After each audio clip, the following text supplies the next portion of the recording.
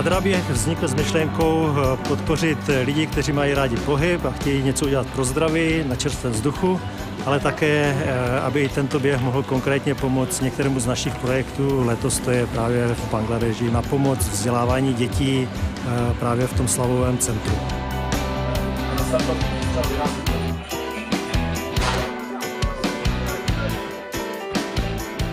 Letošní ročník nabízí několik možností se zapojit. Jedna možnost je běžet 10 km, další je 2 km. Máme tady také i možnost běžet štafetu a pak je tady také možnost pro děti, a to je buď 300 metrů, 600 metrů a nebo 900 metrů. Takže všichni běžci od malých až po ty starší, kteří chtějí běžet, se mohou zapojit. Adra mě oslovila, jestli bych nechtěl moderovat ten charitativní běh s tím, že si můžu i sám zaběžet, tak to jsou dva důvody, proč jsem tady, abych Adře odmoderoval tuhletu, si myslím, smysluplnou akci, no a zároveň taky, abych se trochu hejbal.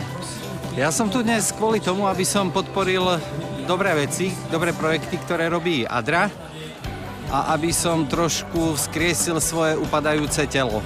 Začal som pred niekoľkými mesiacmi pravidelne behávať, tak som si to bol vyskúšať, otestovať sa. Čas byl kolem 38 minut, jsem více než spokojen. No, jestli Adra bude dál pokračovat v pořádání tohoto závodu, tak se samozřejmě rád zúčastním.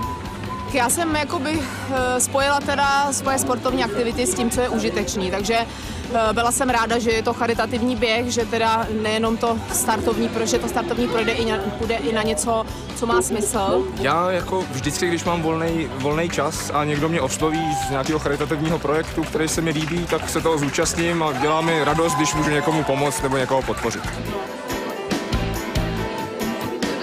Adra běh si myslím, že zafungoval dobře, protože v letošním roce se nám přihlásilo a myslím, že běží v současné době nějakých 250 lidí, což je dvojnásobek toho počtu, který byl v loňském roce.